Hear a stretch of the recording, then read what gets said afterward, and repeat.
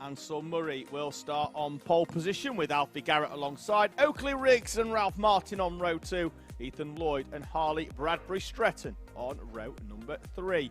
Then it's Heath Smith and Junior Wright, Jensen James Williams and Sydney Nell in front of Elijah Sang and Jude Taylor on row number 6. Oscar Maskell starts in 13th with Arthur Bath 14th. Ava Garrett and Hadley Jarvis in front of Henry Ward and Seth State McKay. Then Jack Morrell will start in 19th. Back once again to the live chat. Thank you to Freya Garrett, who's been very active in the live chat all day, saying good luck to Alfie and Ava Garrett, and Freya, Nanny and Charlie watching at home. Thank you to everybody that spent their Sunday with us on the Alpha Live channel, be it here at Rowrah or at our other events that are being covered as well this weekend. Thank you for spending your Sunday with us. We're just waiting for our MightE Bambinos to appear from the dummy grid down there. I think we're just having a bit of a reshuffle down there. Shuffle the deck. And nonetheless, it's still going to be an Ansel Murray pole position. He's been right the way at the front all weekend in this MightE Bambino class.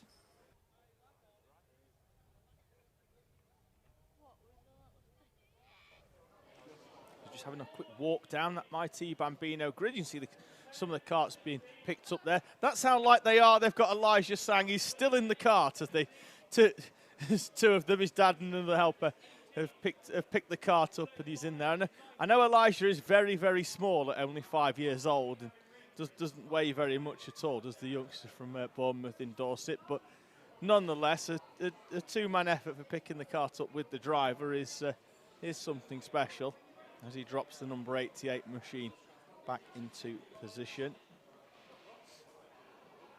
So just having a final reshuffle. The 18 of Heath Smith gets the visor clean.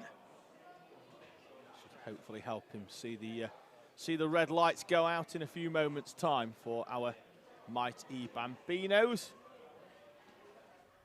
Had Carla Kirby on it as well, saying go Jack Morrell in his debut here in the Bambino Kart Club.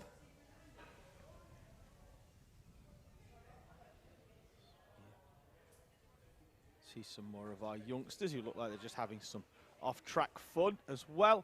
Naomi Nell has been on saying good luck to Sydney. We love you, we know you can do it. And good luck to Ethan from Team LO, that's from Martin Lloyd. Out they go onto the track then, do our MightE Bambinos. They're going to roll round for their one rolling up lap. And they'll then join their parent helpers down there on the grid. After this one, we've got Iami Bambinos. Then it's your final of the day in Micromax to bring round 2 of the Kart Championship to a close. We've got driver having a little bit of a spin down there on the start, just as they head towards the first corner. That could have been the 35. We've got the 32 of Ralph Martin off as well. He's just waiting for the rest of the field to come through before he rejoins the action. See there the power unit to the right-hand side with MightE on it. So that's the battery unit on the kart. Just waiting for the rest of the field to come round. Martin Pointer has joined us in the live chat as well, saying good luck to Sydney Nell from Grandad and Nanny Sandra. And MightE, the MightE, as you can see there on the left-hand side, as Jack Morrell has a spin up at Iredale's, saying good luck to all the MightE kids. So they've joined us just in time for this MightE Bambino final. Throughout the year as well, I'm really interested in getting some of the MightE parents in, just to tell us a little bit more about the kart as well, and also how they get into in terms of how they start understanding data. You know, they're not able to hear to the same extent as the normally aspirated karts are, like where their drivers are lifting off and putting the power down, because there's not the same sort of noise that you get from them engines. You hear a lot of road noise, but you can't hear where the drivers are putting the power down or lifting off, or whether they're coasting too much.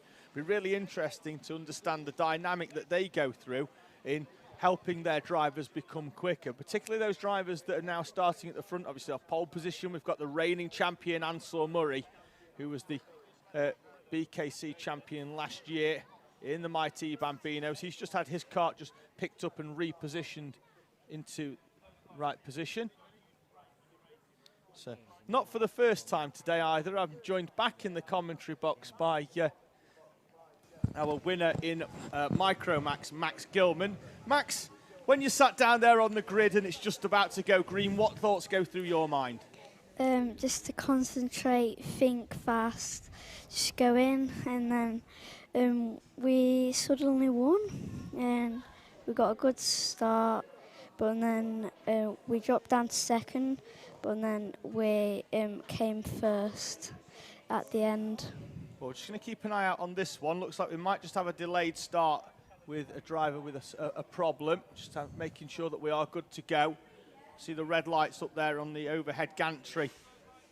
You're going to see the 5-second board in a minute. Stick with us, Max. We'll talk through this first lap, and then we'll come back to yourselves. Keep an eye on the red lights. They extinguish. We're away and racing here then in our MightE Bambino. It's a good start from Ansel Murray off the front row with Alfie Garrett joining him into second place. Looks like just behind, though, we've had a good start from Oakley Riggs and Ralph Martin. Harley Bradbury Stretton as well there is now down into 6th place. So we'll keep an eye out as to who's managed to make their way up into this top 5. Ansel Murray, though, coming under pressure on this opening lap from Alfie Garrett. And Garrett's going to come down the inside. And Ansel Murray has to close the door on Alfie Garrett. Max, in terms of your first lap, how important is it? Do you look to just go out and get the power down, or do you have to just be really conscious to defend your position on the opening lap of a race? As we see Garrett getting down the inside, as we were just about to say, defend that position on the opening lap as he gets through on Ansel Murray on the run down towards the stewardesses. So Max, what are your thoughts on the opening lap? Is it just a case of holding position, or can you know, if you're out at the front as you have been all day, what's the thought process there? Do you just try and hold off everybody else, or do you just take your normal line, and if someone's got to come through, they're going to have to work for it? We normally go down.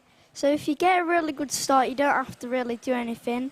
But then, as you say, we got a really good start, but then we went into... Oh, we've got Alfie Garrett off. Sorry to cut across you, Max, but we've got Alfie Garrett, who was running right at the front with Ansel Murray, off and through the barriers. Alfie Garrett, who was one of the favourites for the victory here in MightE Bambino. If they can get him back going, I'm just having a look out the window, but he's going to be all the way at the back of the field. He's coming, the rest of the field, all of them have come through. He's just about rejoining, and he's down to 22nd place, I think, here in this class. So he was battling it out with Ansel Murray. Alfie Garrett off and through the wall. Sorry to cut into you there, Max, as you were talking about what it was like on the first lap, but just as lap number 2 started, Alfie Garrett was off and through the wall.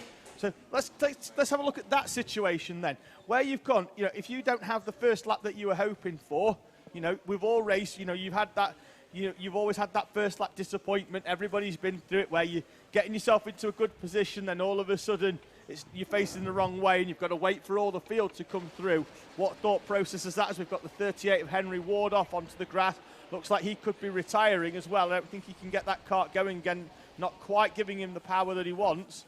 So what's the thoughts, Max? You know, you don't have that first opening lap that you hope for and you end up being taken out, or you end up spinning off.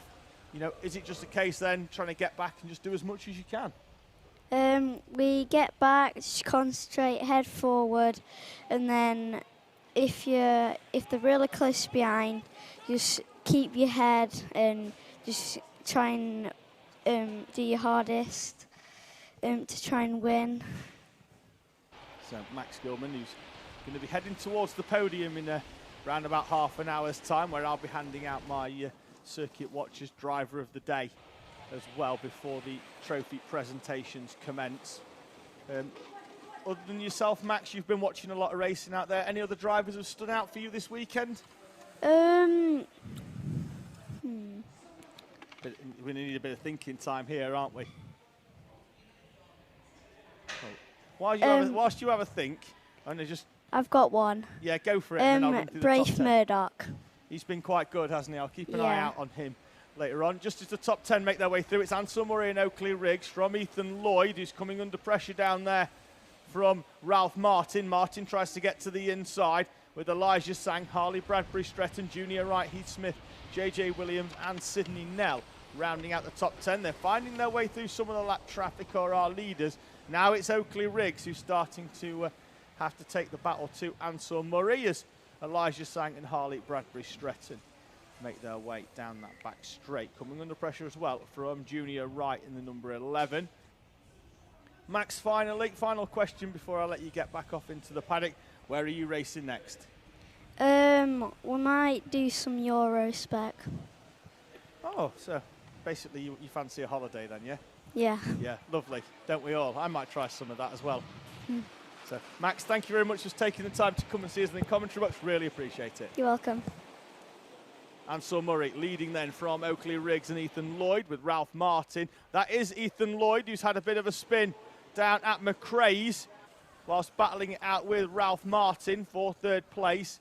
That'll put Martin up into third. There's enough of a gap, though, I think, for them to get back in front of Elijah Sang and Harley Bradbury Stretton before Junior Wright and then JJ Williams with Heath Smith and Sydney Nell all battling out. There's Nell in the green cart in the number 3, closing in on Heath Smith just in front of him. Smith was a little bit quicker on that previous lap as they make their way towards the far end of the track. Ansel Murray and Oakley Riggs have had a little bit of a switcheroo, and they're going to have a swap back round again this time over the line, so you'll not see any change in the top left-hand corner, but Oakley Riggs had managed to find a way through on Ansel Murray. Ralph Martin then up into third place, Ethan Lloyd in fourth.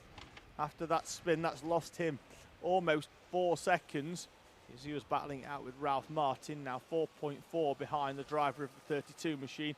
And Oakley Riggs once again leads this race from Ansel Murray.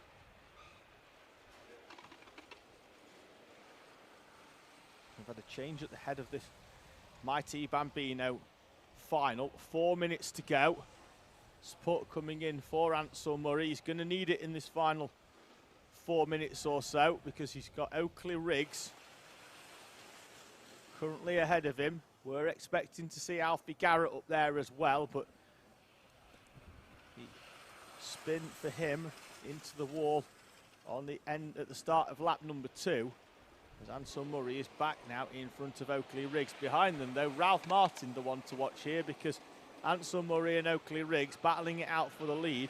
Ralph Martin, who set the fastest lap on the previous lap and sets it once again, some 5/10 quicker than this battle in front of him. There he is in the 32, sneaking up with a surprise attack on Ansel Murray and Oakley Riggs. Lap traffic in front, with a battle going on between the 44 of Ava Garrett, Oscar Maskell, Jude Taylor and Seth State McKay, 14th to 17th.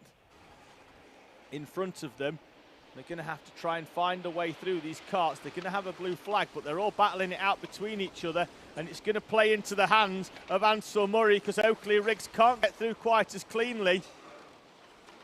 And Ansel Murray is now going to have a gap of around about 1.5 seconds. There's more contact in the middle of the pack there, and we've got 2 drivers off. Ava Garrett is one of them on the outside, as is the 15 of Oscar Maskell. As the whole field came together there, there's just contact between the 2 of them. Marshall picks the car up, they're going to turn it in the right direction and just send it back on its way. The MightE Bambinos, both of them, back into the race here. Then at Rowrah, be interesting to have another look at that one, because at the time there was just like 7 or 8 carts all just ploughing straight into the gap round the right-hander that was always going to close up. But there was a couple of race leaders in there as well, a couple of lap traffic who were all having their own race as well. Just looking to have a quick behind, we've got the 38 off the track, that's Henry Ward. He's going to need to get out of that cart, I think, to turn it round, because I think he's up on the bank down at the far end at the Stuart Essers. He's going to struggle to get through there. So there's Alfie Garrett, Heath Smith coming through as well. That's your top 10 with Murray, Martin, Riggs, Lloyd, Sang, Stretton, Wright, Nell and Garrett in front of Heath Smith. Just having a quick look out the window. The leaders, Ansel Murray, is about to come into shot in a few moments' time as he comes over start-finish. There he is, being closed in by Oakley Riggs and now Ralph Martin as well. So He had moved away on the previous lap because of that lap traffic. There's a blue flag being shown at Marshall Post 1 for the field coming through, but Ansel Murray and Oakley Riggs still the top two in front of Ralph Martin, as we see the 18 of Heath Smith up the far end of the Stuart S's. Ralph Martin considers a move down the inside of Oakley Riggs. Pushing on, trying to close in on Ansel Murray. 50 seconds remaining.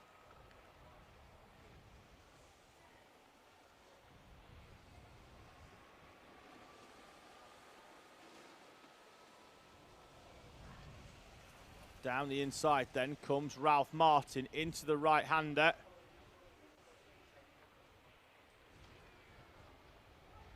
And through up into second place. Can he do anything about Ansel Murray? Oakley Riggs has had a few chances of getting through, got past twice, and then Ansel Murray has immediately managed to get back past Oakley Riggs. So Ralph Martin now up into second place, see whether he can make the move as we have a look further down. That's the 42 of Alfie Garrett starting to make his way back through the field, gets past Sidney Nell, so that's going to move him up into 8th place. In front of him he's got Harley Bradbury Stretton, Elijah Sang Jr. right as well, so not too far in front. We've had retirements for Henry Ward, that's his cart being pushed off to the right hand side.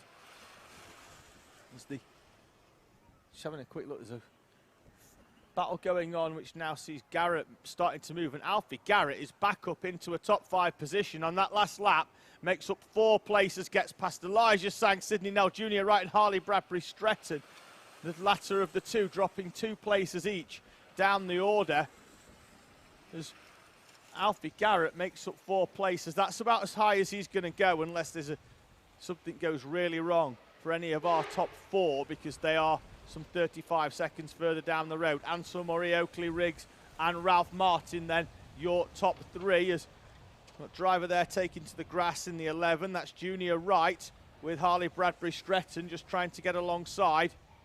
Ansel Murray though, we've got bit of a change here, because where Ralph Martin has had a problem, he's dropped out into 4th place. Ethan Lloyd then up into 3rd place. Ralph Martin on the last lap did a 1:09, lost 6 seconds to the rest of the field. The driver with the fastest lap of the race so far has dropped all the way down to 4th place on this final lap of the race. Ansel Murray and Oakley Riggs leading the way. Is there anything Oakley Riggs can do? Into the fast right of St John's, left-hander for Sunny Bend. Oakley Riggs not quite close enough, I don't think. And he's going to try a late lunge down the inside of Ansel Murray, tries to get the cutback. They're going to be side by side. No, Murray closes the door, and Ansel Murray takes victory from Oakley Riggs. Then it's going to be Ethan Lloyd in 3rd place, Ralph Martin in P4, and then we await to see. We've got Ava Garrett, who's had a spin down the back straight. She's just have to wait for the field to come through and roll back before there's enough room for her to rejoin. She does just that and rejoins back into the fray. Oakley Riggs, though, very, very happy with his 2nd place behind Ansel Murray, your reigning champion. Rest of the field now starting to make their way over the line to take the checkered flag. Alfie Garrett comes through round Paddock Bend to recover to 5th place. Great drive for Garrett after the off at the chicane to come all the way back up into 5th place. They're still driving it to the line. Elijah Sang gets alongside the 24 of Arthur Bath. And to get close across the line with Harley Bradbury Stretton Jr. right. And it could be JJ Williams, but there's still the battle going on for the line. He crosses just in front of Heath Smith and Hadley Jarvis as well. That's all of your runners through to take their positions, heading now off into pit lane. So that is MightE Bambino out of the way. Nice little wave there from Oakley Riggs in the 31. A superb 2nd place for him, with Ethan Lloyd in 3rd place. That is your top 3.